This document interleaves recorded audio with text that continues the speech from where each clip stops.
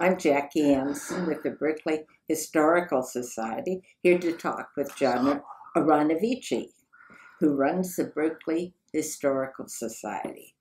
But what's special about John, not only does he run the Historical Society, but he has a lot to tell us about early Berkeley history.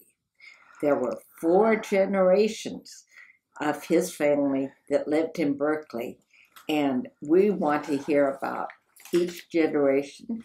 And then if we have time, we hope to hear a little bit about John and what he has contributed to this community. So John, let's begin. You have a large collection of family photographs and memorabilia from all those generations of Berkeley residents.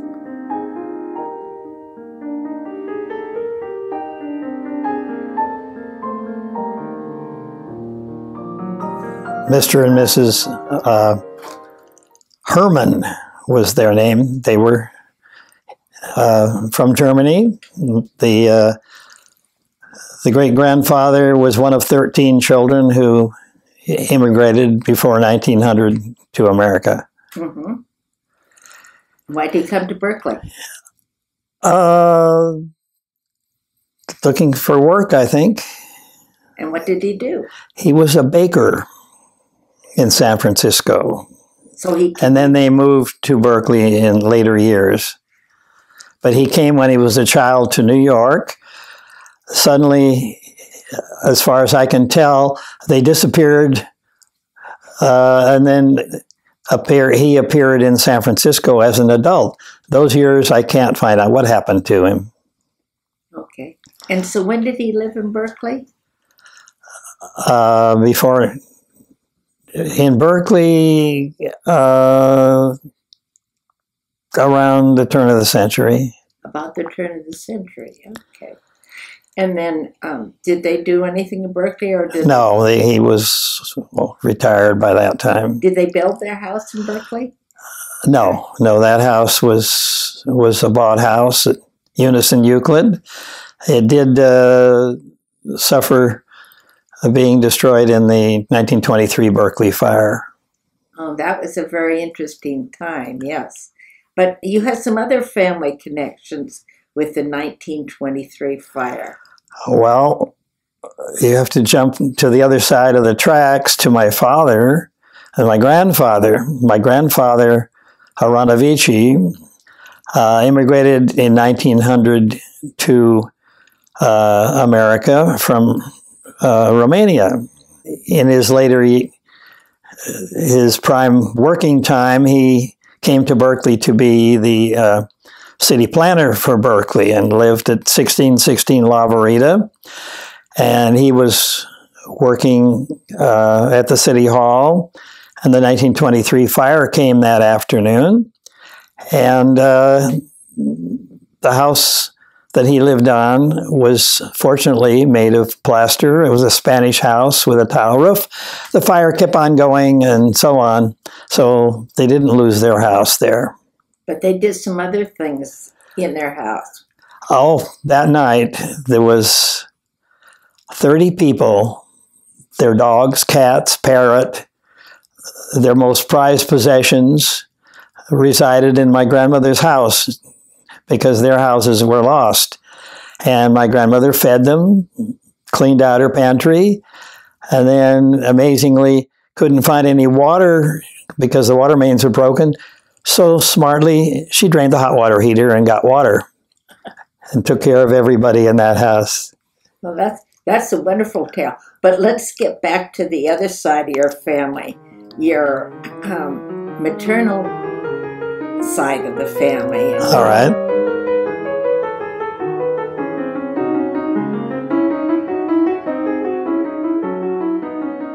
Tell me a little bit about your maternal grandmother. My grandmother was Dr. Ginno. Her family name was Ginno because one of the Hermans married a Ginno, and so she lived in San Francisco, and then about 1900, she and her husband, dentist, moved to Berkeley, lived in a hotel at Walnut and at Shattuck and Vine for a while, and then she opened her dental office. She studied dentistry in San Francisco, became a dentist above Pete's Coffee. Say that again. She became a dentist and opened her office in the dental office in the building that downstairs was now Pete's Coffee. The original Pete's. The original Pete's Coffee, the number one. And she practiced dentistry. Later on, her husband died. But she was the first woman dentist, as far as we know, in Berkeley. And that dentist that's there now, occupying that, has her original drill, foot operated. So in those days, they didn't have motors yet when she started. So if you wanted to have a painless time, you were the first patient while her energy level was high. That's good. So your grandmother was your mother's mother, and your mother was born where? Actually, my mother was born in Plumstead, England. It happened that Dr. Ginno was on vacation visiting relatives in south of London, and my mother was born upstairs over the Prince of Wales pub. But, of course, they returned home shortly thereafter. And where did they live then? Let's see. I'm trying to remember. Where did they live? They lived in San Francisco for a while. And then, of course, after she got her dental degree and opened her office, then, of course, they lived in Berkeley. And she built a house in Berkeley. Is this your mother or your grandmother? My grandmother. How about your mother?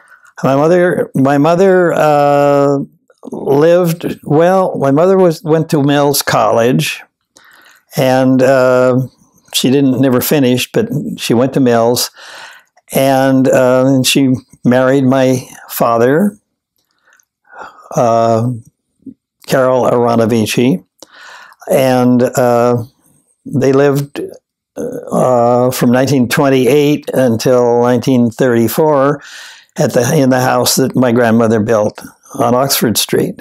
Uh-huh. And that's then in 1934, they divorced, and at about the same time, my grandmother lost the house to the bank. She owed $600 to the bank on this house. Well, that was a traumatic time and a difficult time for not only your family, but many other families, because this was the depths of the Depression. At that time, you didn't get 30-year mortgages. It was a year-to-year kind of thing. So the bank could take your house anytime they wanted to. So your mother had a difficult situation, and could she maintain and care for you after the divorce? No, my mother had a difficult time. Of course, I don't remember it. So that I had a sister who was born in 1928. And you were born in what year? 33. Okay. So my sister, when the divorce came, my mother wasn't able to take care of us. And so my sister went to live with my paternal grandfather in the East Coast, and I went to a semi-informal foster home.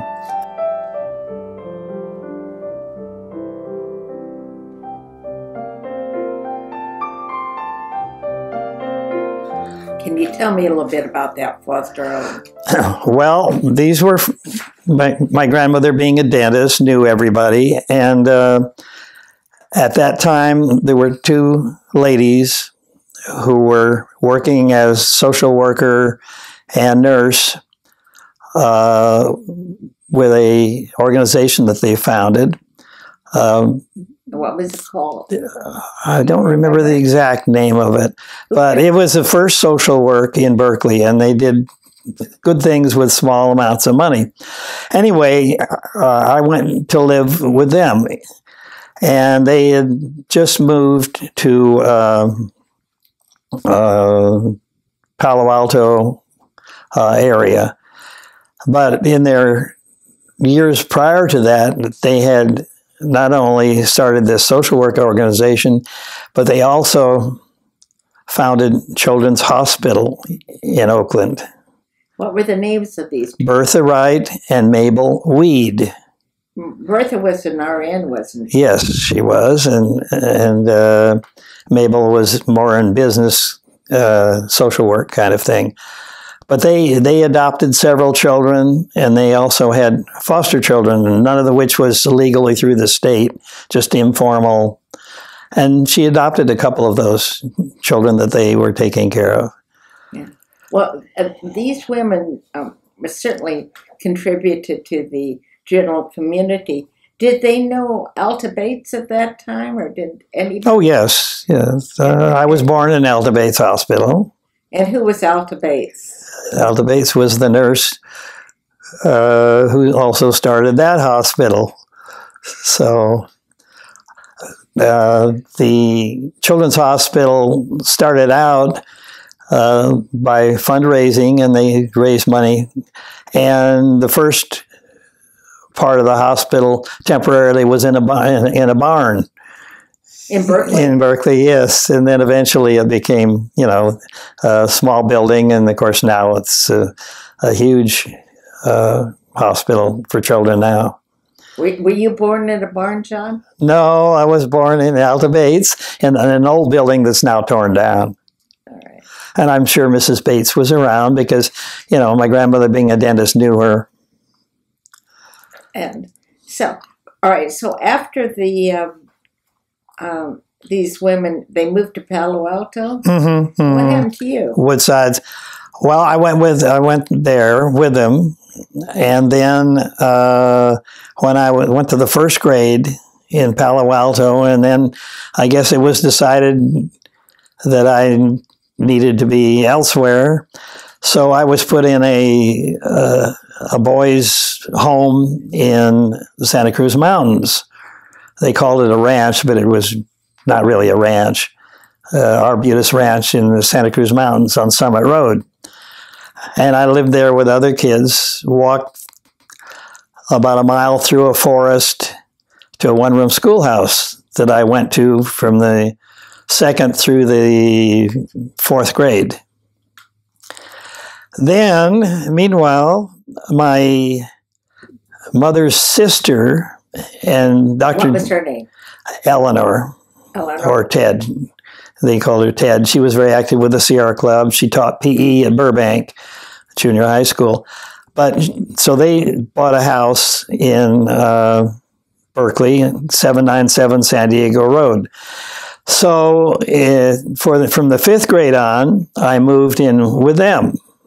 My mother, meanwhile, lived elsewhere. And then she moved into a house on Keith Avenue and resided there with an acquaintance that she met in the late 30s named John W. Winkler, and whom she eventually married. But meanwhile, I lived with my aunt and my grandmother.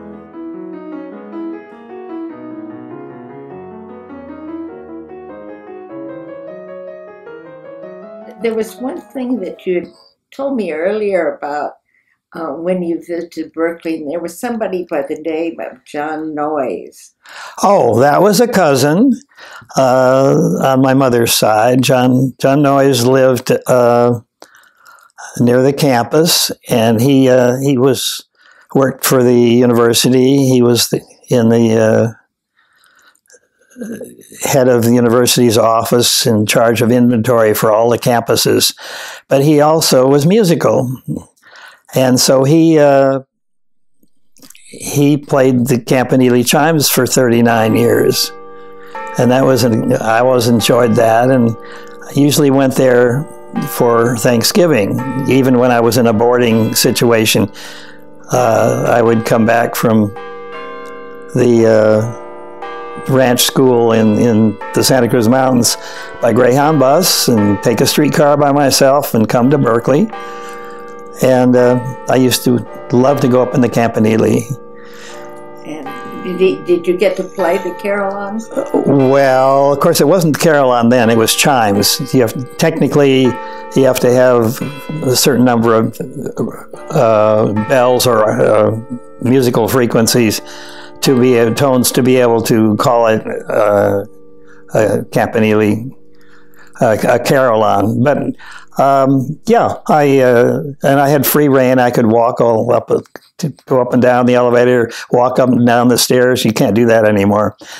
But I did. When I was very little, he'd start to play something, and then he'd point to a key, that one, and I'd go, boom, and I could ring. So I can say I played the campanile. Well, it's very interesting because as a member of the Historic Society, you did a CD. That was my prize. Back to remembering that. Yes, yeah, that was a project. I wrote a 24-page booklet to go with it, and the university provided the music, and we put it on a CD and we sell it at the Historical Society. Okay, so that's a labor of love, isn't it? I enjoyed it. Yeah.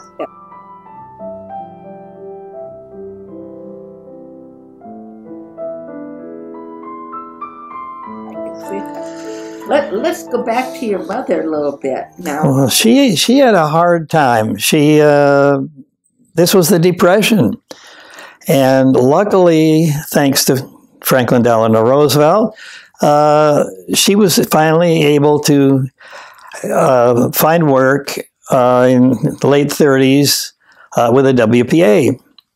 What did she do? Well, she was an artist, and so there was a building across the street from near the Edwards Stadium, which is still there. Now it's a ticket office. But at that time, it was taken over by the WPA and what they call the Western Regional Laboratory. And it was a place where they had 100 artists doing artwork and dioramas and illustrations for all the Western national parks. And so she was one of those artists, along with quite a few other well-known artists. So she was there until 1941, 90 cents an hour, which was good pay for them. That was reasonable pay for that day. And then Treasure Island came and the fair, and she got a job at the fair demonstrating etching, which is a form of art that she got interested in. And there was a special building that had these demonstrations, and the public would come and watch them work. And one of her associates demonstrating painting was, of course, a very famous painter. But you showed me at one point some of the wonderful pictures that your mother did of costumes.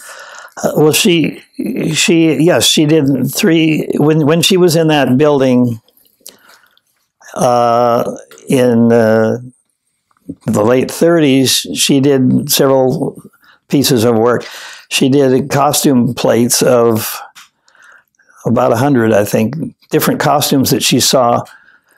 And then at the fair, she saw all these people and finally did colored watercolor etchings of these people in their native costume. They're beautiful. You showed them to me. Was it Diego Rivera? Yes, it was Diego. That she was like, I couldn't. My old age, you can't remember. Yeah, yeah, it was Diego Rivera, and so that was. And their pictures were in Life magazine, as I remember, showing Diego, and I could see her in the picture too. All right. And then the war came, and everybody went to work in the, for the war industries, and she became a field engineer at Kaiser Yard Number 4. Sounds like a fancy title, but she was a draftsman. That was the kind of work drawing skills. Using her drawing skills. But she had to have a hard hat, and she had to go out on the ship sometimes and draw things.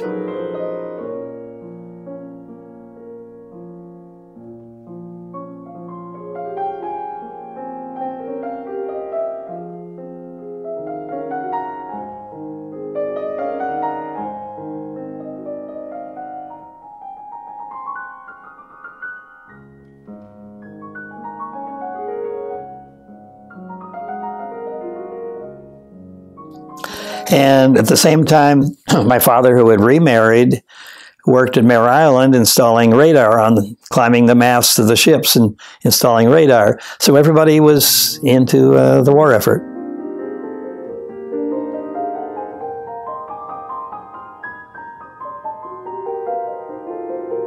What else did your father do? From the time, even before my mother and father divorced, they had started a theatrical supply and costume business, Stagecraft Studios. And of course, it started in somebody's garage, in the garage, and it became a business that my father had until his retirement. They supplied costumes, makeup, lighting. He even made some of his spotlights that he sold.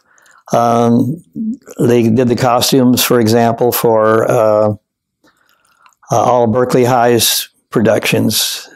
And when Florence Swimley, the famous drama teacher, would have 250 people on the stage at a time sometimes, they were big productions. So he was involved in that. He was involved with doing costumes and makeup for the mountain play in Marin, and also the Bracebridge dinner at Yosemite. Yes. He would go up every Christmas and do the lighting and the costumes and the makeup for the Bracebridge dinner for many years. So that was his Christmas, you know. But I'd say he had married actually 2 more times after my mother, yeah. So he had quite a career too. Exactly. Exactly. But all right, so you were back in Berkeley living with. I lived with my aunt and my grandmother and through high school. And you graduated from Berkeley High. Class of 50, or actually January 51. Okay, yeah. But you didn't graduate from the Florence Swimley Auditorium because it was. Yes, I did. You did? Well, not the Florence Swimley. To be exact, the Little Theater is named after Florence Swimley, and that wasn't named until she died. And that was much later. Oh. But I graduated. I was the first class that graduated in what, as a student, we would call the birdcage. Oh, yeah. Which was the unfinished auditorium all during the war. Yes. So I was in the first class that graduated. From Florence Swimley. That was quite was quite an honor, yes. But then after high school, what did you do? Well, I had some health problems. I had a terrible skin eczema allergy problem, very severe, and there were no penicillins at that time. So they decided it was something that needed warm weather. So I was given some money, a couple of $100, and put on a train by myself for Tucson, Arizona. I had an introduction to a couple of people there that they knew evidently. And from then on, I was on my own. So what did you do when you were in Tucson? Well, I managed to get various jobs. The first one was, this was during the Korean War, and my health problem made me 4F. So I got a job at some aircraft company that was at the airport demothballing B-29s for the use in the Korean War.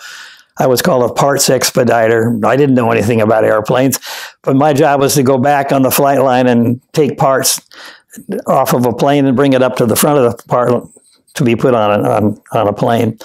And I had other jobs. I taught swimming at the YMCA. I was a YMCA camp counselor, worked my way up to be assistant camp director. Then finally I got a job as a house parent at the School for the Deaf in Tucson. And that got me interested in hearing, and I started taking classes in audiology at University of Arizona. And then I thought, well, maybe I'll turn the corner and not to be an audiologist. I thought, well, maybe I want to be a teacher.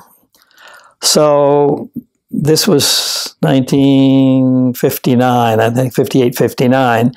I returned to Berkeley again, returned to my aunt and grandmother's house, and I went to San Francisco State. I had already 30 units from Arizona that I had taken various subjects.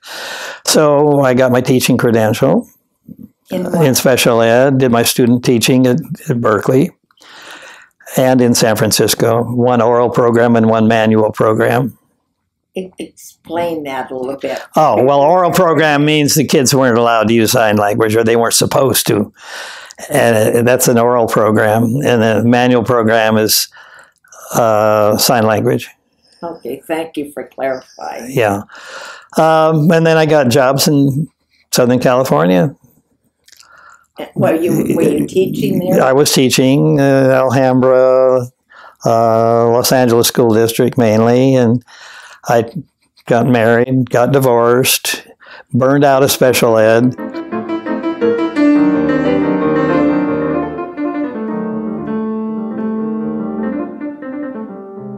In 1975, you returned to Berkeley. Can you tell me a little bit about that, John? Well, I was looking for a new career, and my mother wasn't too well. She was still living with Mr. Winkler here, the well-known etcher. And she was also working at the university, doing drafting, along with a lot of artwork that she was doing. And I decided I wanted to go to nursing school. So I already had 2 college degrees. I went heading for the 3rd one. And I went through in 2 years and got my nursing license, I worked at several hospitals, finally settling into Kaiser for quite a few years until I retired. Meanwhile, Mr. Winkler died in 1979, and my mother died in 1991.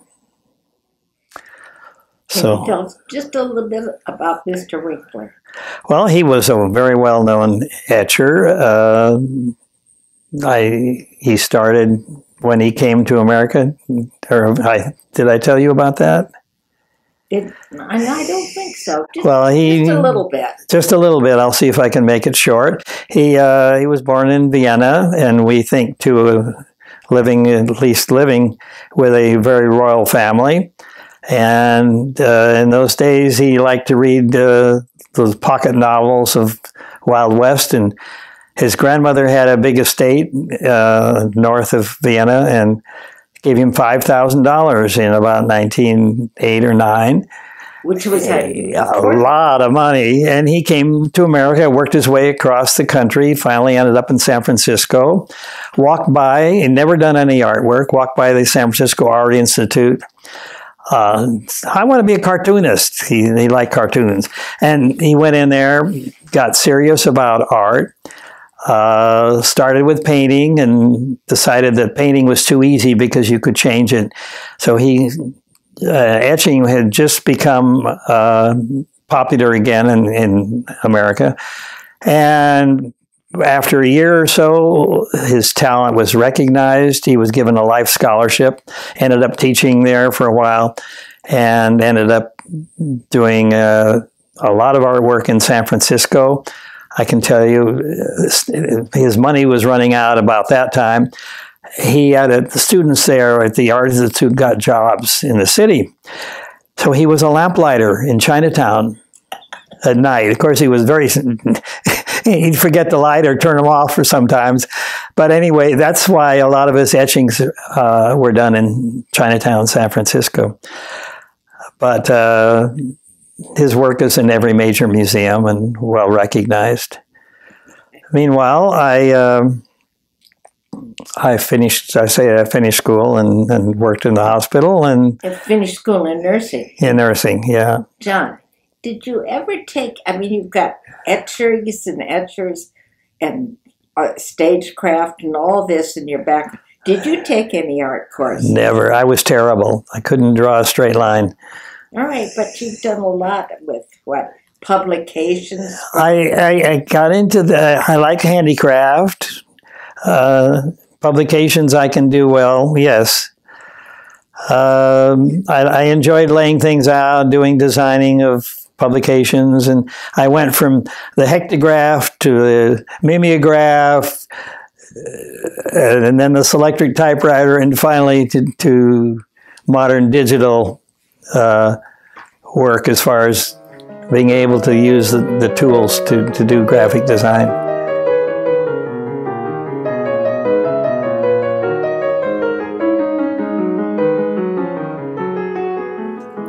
Then I got interested in Berkeley history because I have this family history. A friend of mine, Therese Pipe, in her ingenuity, took me to a board meeting. This was 1990-something, to a board meeting of the Berkeley Historical Society. And something happened, but I ended up going home the same night and being the newly elected secretary of the Historical Society.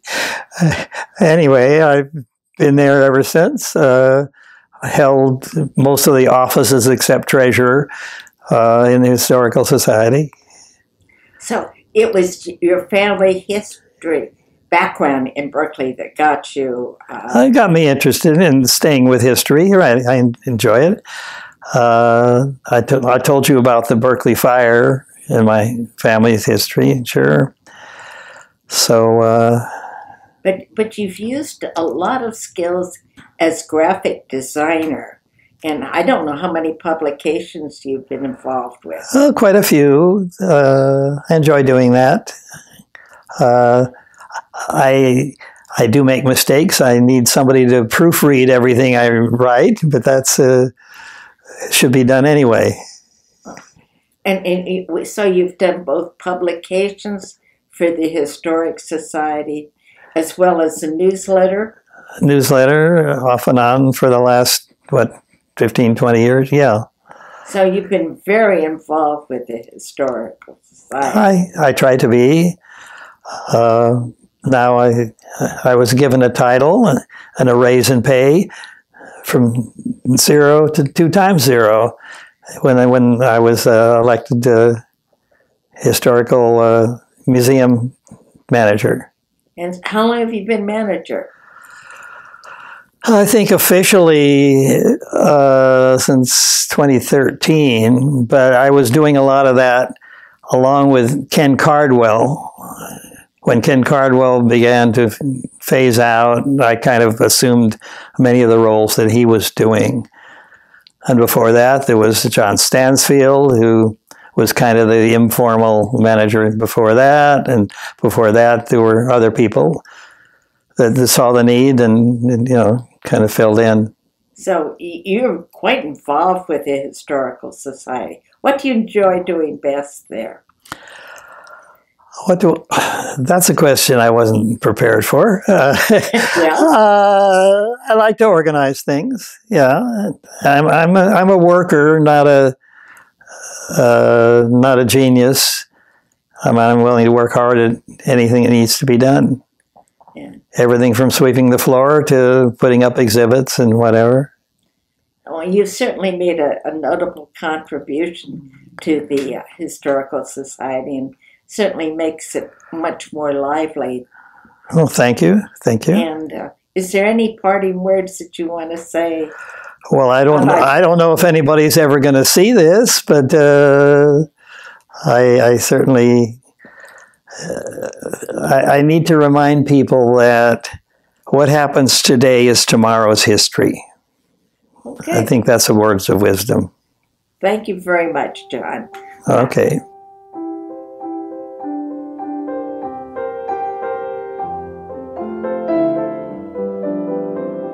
John? Yes. Coda. This was, I think, your first publication. It was the Quick Index of the Origin of Berkeley Names. Can you tell me a little bit about it? Well, this was my first effort, and I did all the graphic design and the research for it.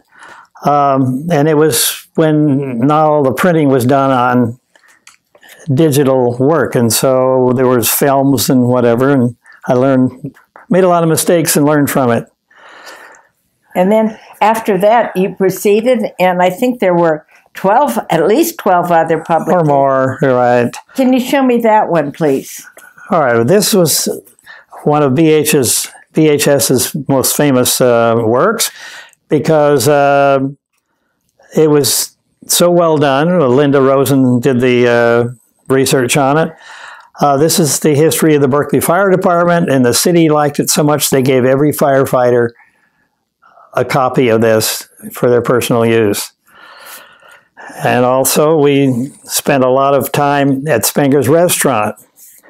We've done 2 books on Spenger, and we went into Spenger's restaurant and took down all the pictures off the walls and scanned them for our collection. So, and then this was one of the more recent, interesting ones. Story of Crowden Music Center, Music School, and Crowden. So it's an interesting experience that I've enjoyed doing. Have you some others in the pipeline that you're planning? If Linda Rosen ever gets finished with her Berkeley First or her Berkeley Timeline, I'm sure we'll collaborate and work on that. So, thank you, Jackie. Yeah, it's been fun.